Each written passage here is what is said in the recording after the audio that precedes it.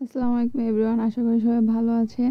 তো আজকে আপনাদের সাথে নতুন আরেকটি রেসিপি নিয়ে হাজির হয়েছি। তো মিষ্টি কুমড়া চোকলা দিয়ে কিভাবে ভর্তা বানানো যায় সেই রেসিপিটি আপনাদের সাথে শেয়ার করব। তো আপনারা দেখতেই পাচ্ছেন যে এখানে মিষ্টি কুমড়ার চোকলাগুলো মিষ্টি কুমড়া থেকে আলাদা করা হচ্ছে। তো আমি আপনাদের সাথে একটা ভিডিও শেয়ার করছি, যেখানে আমি তখনই বলেছিলাম যে আপনাদের সাথে এই মিষ্টি কুমড়া চোকলার ভর্তাটা শেয়ার করব, তাই আজকে আপনাদের সাথে শেয়ার করব। আসলে কোন এলাকায় কিভাবে মিষ্টি কুমড়ার ভর্তা বানায় সেটা তো আর জানি না। এক এক এলাকায় এক এক রকমভাবে মিষ্টি কুমড়া চোকলার ভর্তা বানানো হয়। আবার অনেক সময় অনেক এলাকায় হয়তো বা জানেও না যে মিষ্টি কুমড়া চোকলার ভর্তা খাওয়া যায়। আসলে বিভিন্ন দেশে আসলে বিভিন্ন ধরনের খাবার খাওয়া হয়।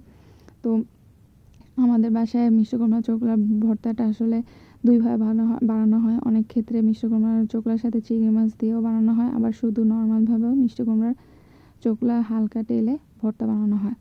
তো এই যে আমার আম্মু এখানে মিষ্টি কুমড়া চোকলাগুলো মিষ্টি কুমড়া থেকে আলাদা ছেড়ে রেখে দিচ্ছে।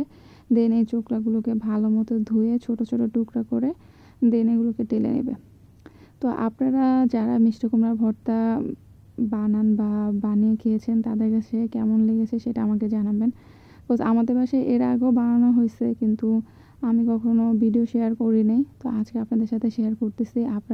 আপনারা জানাবেন কার বাসায় কীভাবে মিষ্টি কুমড়া চোকলা ভর্তা বানানো হয়। আমি আজকেও আবার একই কথা বলতেছি। আসলে শীতকাল হওয়ার কারণে দেখা গেছে যে ছাদেই রান্না বান্না করা হওয়ার কারণে ব্যাকগ্রাউন্ডটা একটু ডিফারেন্ট, তো অত গুছানো না, তাই আপনাদের কাছে এর সাথে এই অগোছালো অবস্থায় শেয়ার করতেছি। তো প্লিজ কেউ কিছু মনে করবেন না। অনেকদিন আমার পরীক্ষা থাকার কারণে আমি আসলে ভিডিও প্লাস রান্নাতে টাইম দিতে পারতেছি না। তো তাই জন্য আসলে আম্মুর রান্না করা ভিডিওগুলি আপনাদের সাথে শেয়ার করতেছি। তো আপনারা জানাবেন আমার আম্মুর রান্না করা ভিডিওগুলো কেমন লাগতেছে আপনাদের কাছে, প্লিজ আমাকে কমেন্টে জানাবেন। তো এই যে দেখতেই পাচ্ছেন যে চোকলাগুলো কুচি কুচি করতেছে, এতে করে আসলে চোকলাগুলো সিদ্ধ হতে সুবিধা হবে। তো একটা কড়াই এখন আমি চুলার ভিতর বসে নেব। দেন এই যে কেটে রাখা মিষ্টি কুমড়া চোকলাগুলো কড়াইতে দিয়ে ভালো মতো ঢেলে নেব। তো মিষ্টি কুমড়ার চোকলাগুলোর সাথে হালকা একটু লবণ, কাঁচামরিচ দিয়ে এটাকে ভালো মতো টেলে নিতে হবে। যেহেতু আসলে মিষ্টি কুমড়ার চোকলাটা একটু শক্ত থাকে, সেক্ষেত্রে এখানে আমরা হালকা পরিমাণ, বেশি না একদম হালকা পরিমাণ একটু পানি দিয়ে দেন এটাকে ঢেকে দিব। এতে কি হবে যে মিষ্টি কুমড়ার চোকলাটা হালকা সিদ্ধ হয়ে আসবে। যখন আমাদের পানিটা শুকিয়ে যাবে, তখন থেকে আমরা মিষ্টি কুমড়ার চোকলাটা ভালো মতো টেলে নিব আর কি। তো এই যে আমরা এখন যেহেতু পানি অলরেডি দিয়ে দিছি, এই ক্ষেত্রে আমরা একটু ঢাকনাটা দিয়ে দিব। এতে করে আমাদের মিষ্টি কুমড়ার চোকলাটা সিদ্ধ হয়ে আসবে। এই যে ঢাকনাটা এখন উঠিয়ে দেখব যে মিষ্টি কুমড়ার চোকলাটা সিদ্ধ হয়েছে কিনা।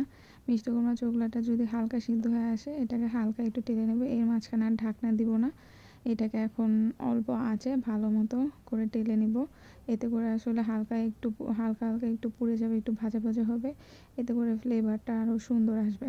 তো এই যে দেখতে পাচ্ছেন যে পানিটা অনেকটাই শুকিয়ে গেছে। এখন আমরা ভালো মতো কাঁচামরিচ আর এই যে মিষ্টি কুমড়ার চোকলাটা ভালো মতো টেলে নেব।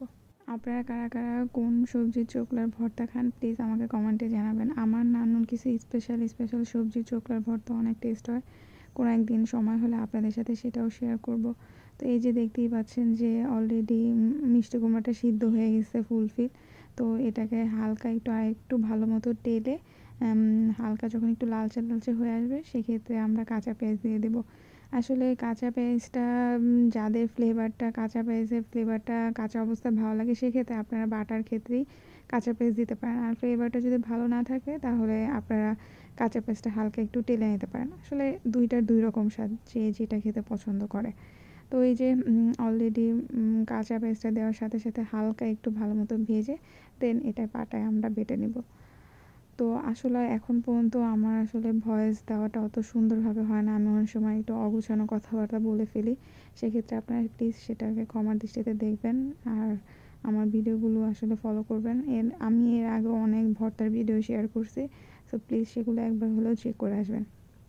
তো এই যে অলরেডি ডালা হয়ে গেছে। তো সব কিছু এখন একসাথে পাটায় সুন্দর মতো বেটে নিব। আসলে বাটায় বেটে ভর্তা খাওয়াটা অনেক কষ্ট, অনেক সময় কষ্টের কারণেও ভর্তাগুলো খাওয়া হয় না। কিন্তু একটা কথা চিন্তা করলে অনেক বেশি খারাপ লাগে যে আসলে খারাপ না বলবো যে আগেরকার মানুষের কত কষ্ট হতো যে তারা সব কিছুই পাটায় বেটে খেত। সেক্ষেত্রে এখন আমরা একটু ভর্তাও আসলে পাটায় বেটে খাওয়ার সাহস পাই না, কারণ আমাদের কষ্ট হবে। তো ওইটাই যে আগের দিনগুলো আসলে অনেক ভালো ছিল। এখনকার দিন দিন যত যুগের পরিবর্তন হচ্ছে তত সব কিছু যেমন সহজ হলেও জিনিসগুলোর ভিতরে কোনো পরিতৃপ্তি আসলে নাই।